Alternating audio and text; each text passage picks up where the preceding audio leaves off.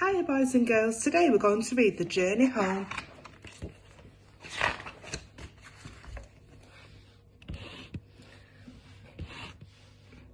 Hattie Peck loved eggs. What she loved even more was what hatched out of them. Her family. Hattie had braved the elements, rescuing abandoned eggs around the world. Big ones, small ones. No matter what their size, she loved each hatchling just the same. Life was different now that Hattie's home was full.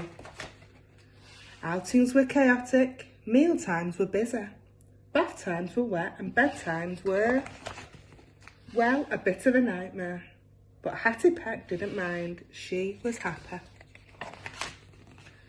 Despite the chaos, Hattie's family shared many happy moments, their big days out and their cosy twinkling Christmases. But what they all loved most was their birthday, because every year Hattie made each hatchling a perfectly knitted treat just for them. I love it.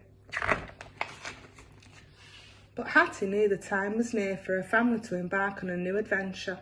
The hatchlings were all grown up, but it was time for them to fly the nest. Bags got packed and snacks were prepared.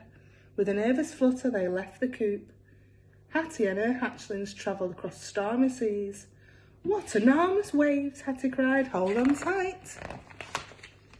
And then began the many goodbyes. They ran across rooftops, hopped over chimneys and slid down gutters.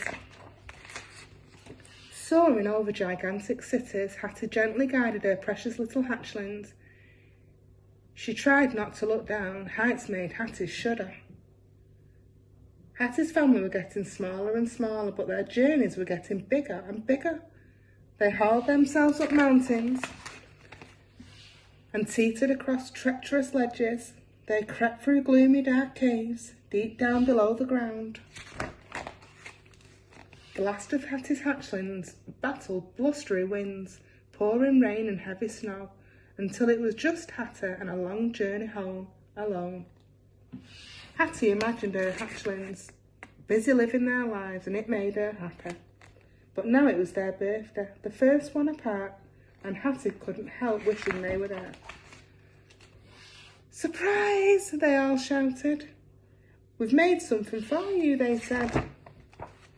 Wow, Hattie cried.